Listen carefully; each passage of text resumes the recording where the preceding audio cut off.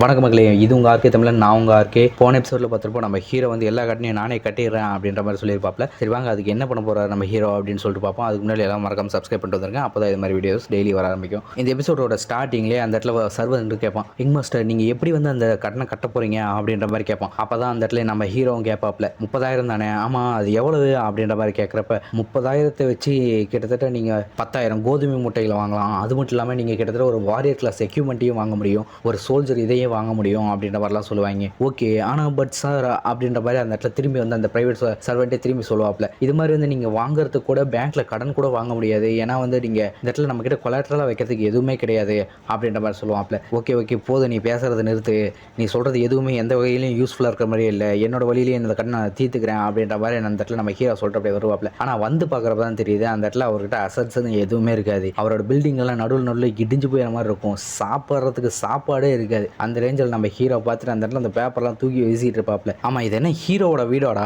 Demon கிங்க கொண்ட ஹீரோன்றீங்க, என்னென்னமோ சொல்கிறீங்க, ஆனால் இந்த வீட்டில் என்ன கொஞ்சம் கூட சாப்பிட்றதோட காசு இருக்க மாட்டேங்குது, இந்த இடத்துல என்னடா நடக்குது அப்படின்ற மாதிரி நம்ம ஹீரோ கேட்க, ஆமாம் இந்த இடத்துல ஏன் எதுவுமே இல்லை, எல்லாத்தையும் நீக்கான இந்த இடத்துல திருடிட்டியா அப்படின்ற மாதிரி அந்த இடத்துல கேட்பாப்ல. என்ன நீங்கள் எப்படி சார் இப்படி சொல்லலாம், என்னவே இப்படி சந்தேகப்படலாம் அப்படின்ற மாதிரி அவன் சொல்லுவான். அது மட்டும் இல்லாமல் நான் உங்களுக்கு எக்ஸ்பிளைன் பண்ணுறேன் சார் அப்படின்ற மாதிரி அந்த இடத்துல வந்துட்டு அந்த சர்வன் சொல்லிட்டு, இங்கே பாருங்க இந்த இடத்துல வந்து ஃபஸ்ட்டு நம்ம ஹீரோ வந்து அந்த இடத்துல டீமன் கேக்கு கொண்டதுக்கப்புறம் அவருக்கு மார்க்விஸ் டைட்டிலும் ஒரு சவுத்தன்ல ஒரு பெரிய ரீஜியனும் கொடுத்தாங்க. சரி அதுக்கப்புறம் என்னாச்சு அப்படின்னு சொல்லிட்டு நம்ம ஹீரோ கேட்க, அப்பதான் அவனும் சொல்லுவான், அதுக்கப்புறமே இந்த இடத்துல ரிபெலியன்னு சொல்லிட்டு ஒரு பெரிய போரே உள்ள வந்து நடந்துச்சு. ஆனா அந்த போர்ல நம்மளோட ஹீரோவால அந்த இடத்துல ஜெயிக்க முடியல, ஏன்னா வந்து டீமன் கிங்கோட கர்ஸ் வந்து அவர் மேல இருந்ததுனால அவரால் ஜெயிக்க முடியல. அதனால வந்து அவரை கடைசி இந்த பார்டர் லேண்டுக்கு, அதாவது இந்த நாட்டை விட்டு ஓரத்துல தள்ளி வச்சிட்டாங்க. ஆனா இப்பவும் நம்ம நாட்டோட தான் இருக்கும், ஆனா நம்மளோட பவர் வந்து ரொம்ப கம்மியா இருக்கு அப்படின்ற மாதிரி சொல்லுவார்.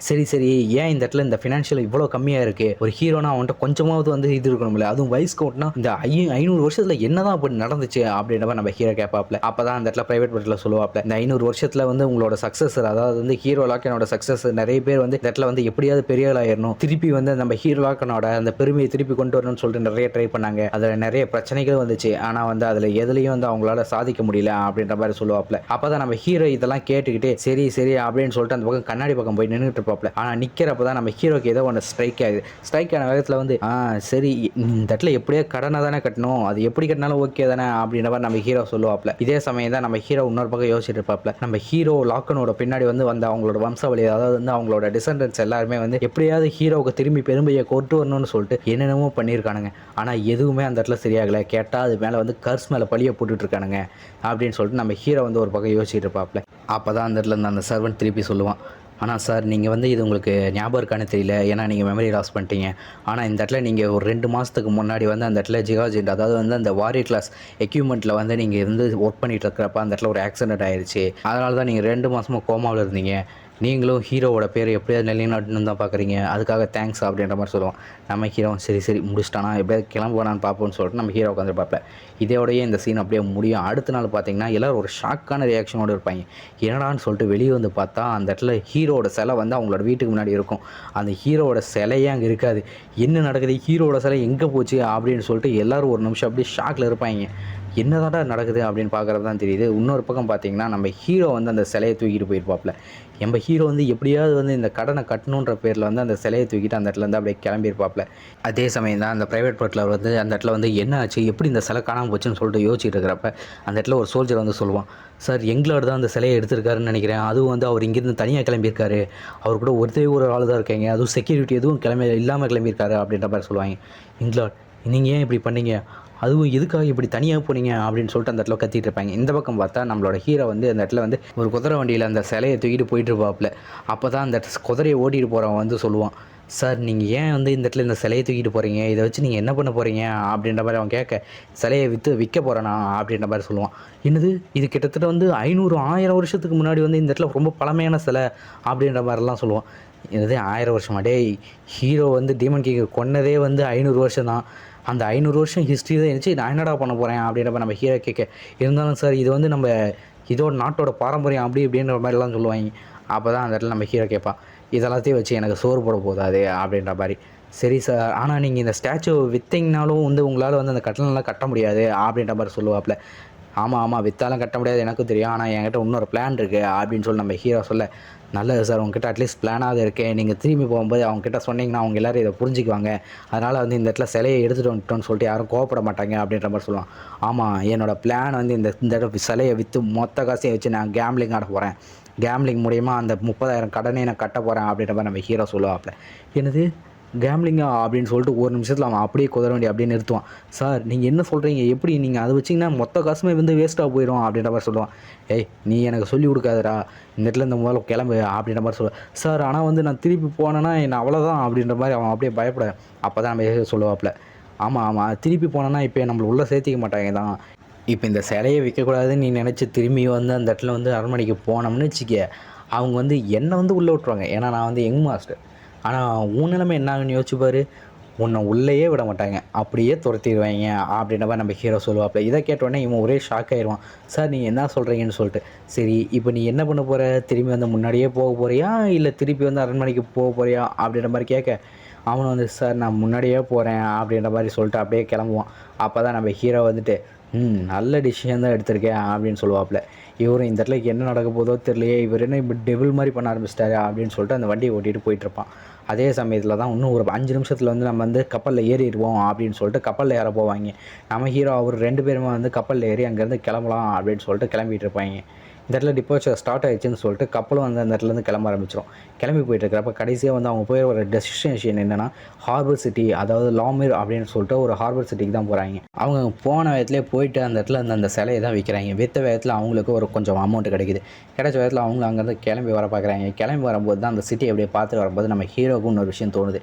அவர் யோசிச்சுட்டு இருக்காப்புல, இதுவே 500 வருஷம் முன்னாடி இருந்திருந்தால் இந்த இடத்துக்கு நான் வந்திருக்கிறது ரொம்ப கஷ்டமாக இருந்திருக்கும். ஏன்னா இந்த இடம் ஃபுல்லாமே வந்து ஒரு கப்பலில் வரணும்னா அது ரொம்ப கஷ்டம். ஏன்னா கிராக்கன் அந்த இடத்துல இருக்கும், கிராக்கன் கப்பலில் உருகிட்டு இருக்கும். ஆனால் இந்த டைமு இது இந்த அளவுக்கு வந்து டெவலப் ஆகிருக்கு, உண்மையாலுமே 500 வருஷம் கடந்துருச்சு தான் போல் அப்படின்ற மாதிரி நம்ம ஹீரோ யோசிச்சுட்டு இருப்பாப்புல. சரி எங்களோட அடுத்து என்ன பண்ண போகிறீங்க அப்படின்ற மாதிரி அந்த இடத்துல கேட்க, அப்போ தான் நம்ம ஹீரோவும் சொல்லுவாப்புல, இந்த இடத்துல எதுக்கு நம்ம இவ்வளோ நேரம் வேஸ்ட் பண்ணிகிட்ருக்கோம், சரிவா இந்த இடத்துல போய் கேம் விளாடுவோம், த கேம்பிளிங் கேம், அதில் தான் எல்லாமே இருக்குது. ஆனால் அந்த கேம்பிளிங்லேயும் ஆட்டிடியூட் தான் ரொம்ப முக்கியம் அப்படின்ற மாதிரி நம்ம ஹீரோ சொல்லுவாப்புல. அடுத்த சீன்லேயே பார்த்தா நீங்கள் தோத்துறீங்க அப்படின்னு ஒரு சவுண்டு கேட்கும். நம்ம ஹீரோ கிட்ட இருந்த மொத்த பணத்தையும் வந்து கேம்பிளிங்கில் உருவிட்டு இருப்பாங்க. இப்போ அடுத்து என்ன பண்ண போகிற, இதை கண்டினியூ பண்ண போறியான்னு சொல்லிட்டு ஒன்று கேட்பான். நம்ம ஹீரோ ஒரு நிமிஷம் வந்து என்னடா நடக்குது அப்படின்ற மாதிரி தான் அந்த இடத்துல நம்ம ஹீரோ ஃபேஸை காமிச்சிட்டு இருப்பாங்க. இன்றைக்கி ரொம்ப நல்ல நாள் போல் இருக்கு எனக்கு, நான் எல்லாத்தையுமே ஜெயிச்சிட்டேன் அப்படின்னு சொல்லிட்டு முன்னாடி ஒருத்தர் உட்காந்துட்டு சொல்லுவான். இன்றைக்கி லக்கு என் கையில் தான் அப்படின்னு சொல்ல, நம்ம ஹீரோ வந்துட்டு லக்கும் ஒரு எபிலிட்டி தான் அப்படின்ற மாதிரி சொல்லுவாப்புல. நீங்கள் சொல்கிறது கேட்க நல்லா தான் இருக்குன்னு இவனும் சிரிச்சுக்கிட்டே இருப்பான். சரி சார் அடுத்து என்ன பண்ண போகிறீங்க, உங்ககிட்ட அமௌண்ட் ரொம்ப கம்மியாக இருக்குது போல் இருக்கு அப்படின்றப்ப நம்ம ஹீரோட்ட கேட்க, நம்ம ஹீரோ சொல்லுவாப்புல, ஃபிலிப் அவங்ககிட்ட இருக்கிற மொத்த பணத்தை இங்கே கொண்டு வா, அது எல்லாத்தையுமே காயின்ஸாக மாற்று, அதை இந்த மேட்ச்சில் வைப்போம் அப்படின்ற மாதிரி சொல்லுவான் நம்ம ஹீரோ.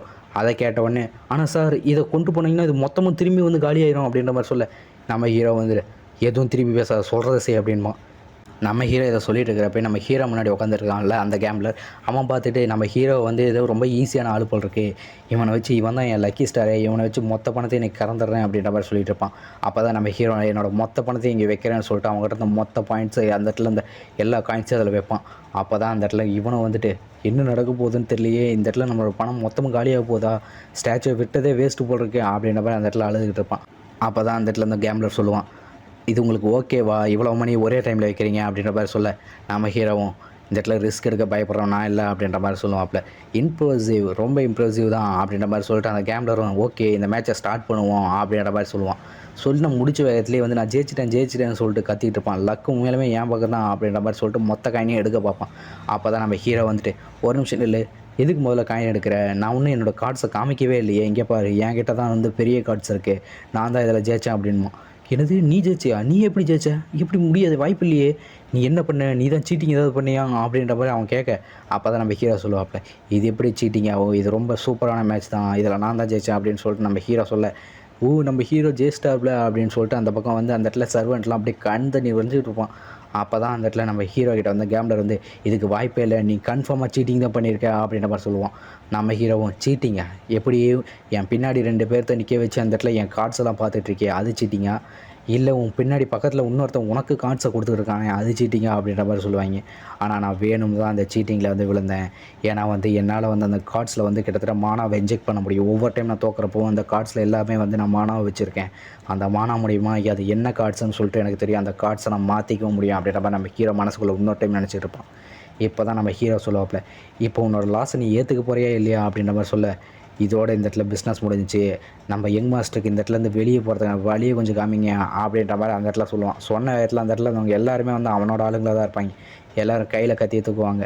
அப்போ தான் நம்ம ஹீரோ 500 வருஷம் மாறியும் இந்த மாதிரி ஆளுங்களாம் மாறவே மாட்டிங்களே அப்படின்னு சொல்லிட்டு, சரி ஓகே என்னோடய பவரை இப்போ டெஸ்ட் பண்ணுறதுக்கு நேரம் வந்தாச்சு அப்படின்னு சொல்லிட்டு அவரோட கையில் மானாவை அப்படியே கொண்டு வருவாப்பில்.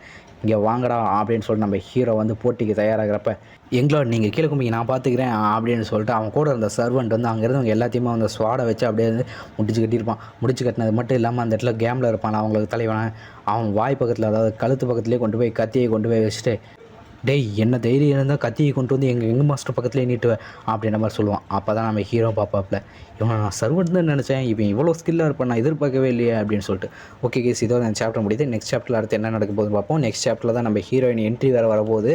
ஹீரோயின் யார் என்ன நடக்க போகுதுன்றதை பற்றிலாம் நம்ம நெக்ஸ்ட் சாப்டரில் பார்ப்போம். எல்லாத்துக்கும் பாய்.